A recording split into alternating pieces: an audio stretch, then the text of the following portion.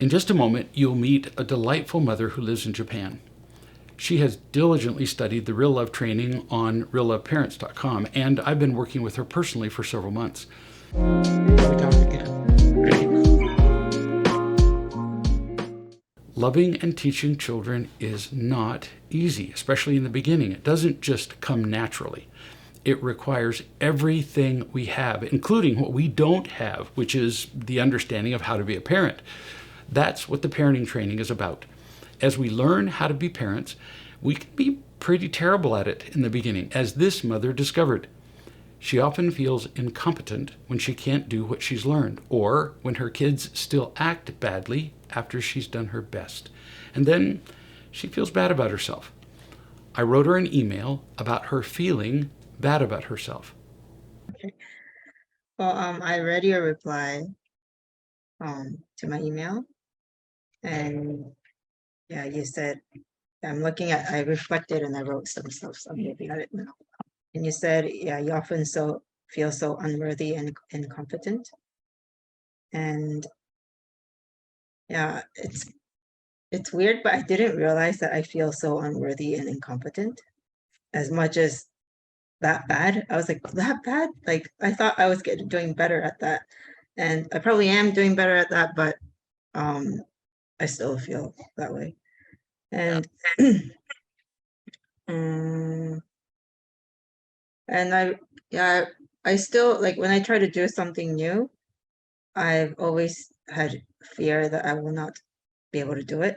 Something very easy, like going to the post office and posting something in not a normal mail, but like like a different kind of mail or something. Even small stuff like that, I always think, oh, can I do it? Like, can I do it? Like stuff like that, even. And I realized that I react to kids when they whine because I take it as like uh, um, evidence that I'm unworthy and I'm incompetent. Yes. I didn't realize that, but I just realized that. Is there any parent who has not felt like this mother?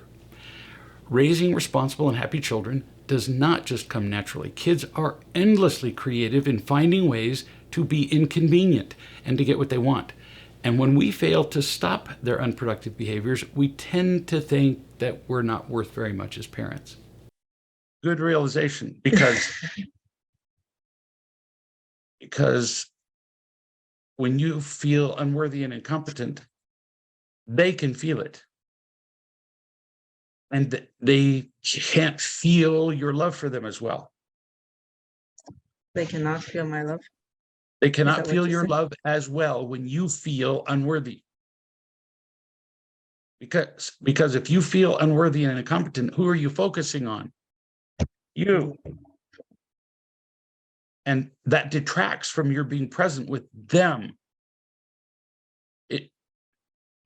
Feeling unworthy and incompetent is not even close to feeling humble.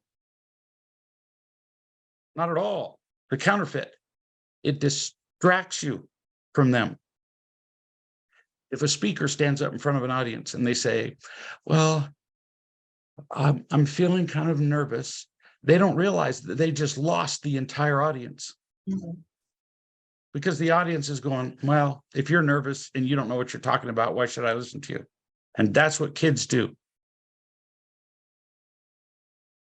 Get it?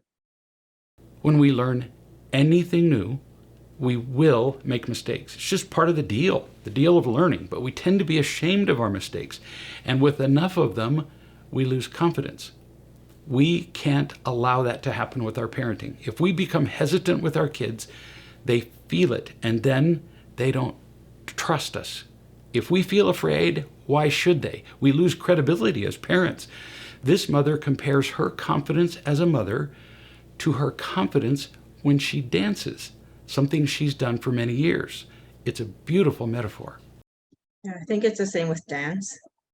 If I hesitate with my dance, it will not be fun for people to watch. But if I just go out there and be myself, it's more fun for everyone. So I've watched you dance. And when you dance fearlessly, it's an explosion of emotion and feeling and joy. It's beautiful. If you are in the middle of a move and you go, I wonder if that's right, you're dead. Everybody in the audience is going, ah. yeah. And well, that's a perfect metaphor, my dear. If you do that with your kids, they know. They have found you out. And then they don't listen. Not consciously. All of this is unconscious.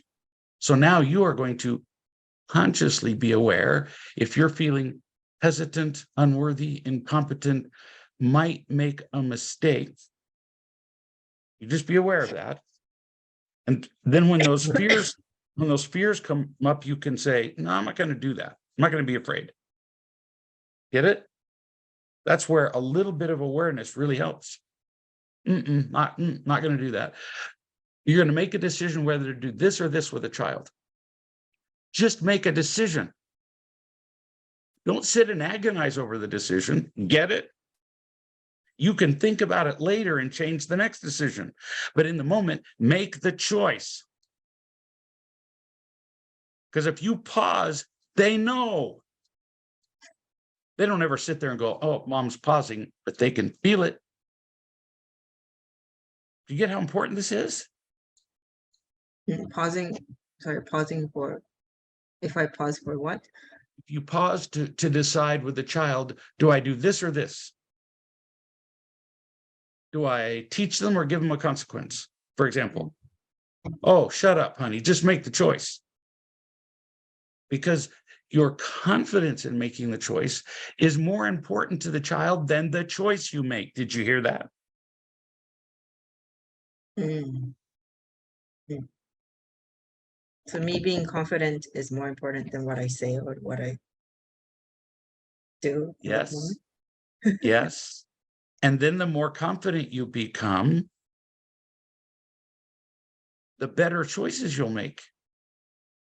So it just looks so not obvious. I really have to make the right choice in the moment, we think. No, you really don't. You learn as much from making the wrong ones as the right ones. So shut up over that agony. Don't do that. Just choose. Your confidence alone with the child will make more difference than the choice you make. And you have the added benefit of the more choices you make, wrong or right, if you make them in confidence, it increases your confidence and ability to make better choices. Do you get it? Yeah. Going back to the metaphor with dance, like I Yes. make a wrong move, but I don't care. I just make it as if it's that move that I was supposed to do, and no one notices. So Kill me, honey. I got to write this down because that's just too good. yeah, I get it. And Oh, some people honey, think that I'm doing the right move and others are not, when it's the other way around because I'm confident. that's just beautiful. If you confidently make the wrong move in dance, the move you weren't planning on making, but you do it with confidence, people just go, wow, I haven't seen that before. Yeah. They have no idea you made a mistake. Mm. I used to play the piano well, and when I was confident and made a mistake, unless you were a piano master, you wouldn't notice. But if I make a mistake and go like that while I'm playing, which most students do, then the entire audience goes, ah, he's an idiot. And then they dismiss your expression. Mm. That's what your children do. That's what matters. They're looking for you to root them in the world. You get how important that is? You're the world to them. So if you look not confident, their world is chaos. Horrible. To all parents, learn how to love and teach your kids. Study the parenting training at realloveparents.com, and then make your mistakes. I understand the tendency to be afraid of mistakes, but we can't afford that as parents. We can lose some of the fear if we remember some things. One, mistakes are unavoidable as we learn. In fact, we learn from the mistakes. Two, if we're afraid, our children will not trust us. Remember, you are the parent. You're learning more about parenting than your parents ever knew. You're the master, and you learn far more, and you've already learned far more than your kids know about the subject.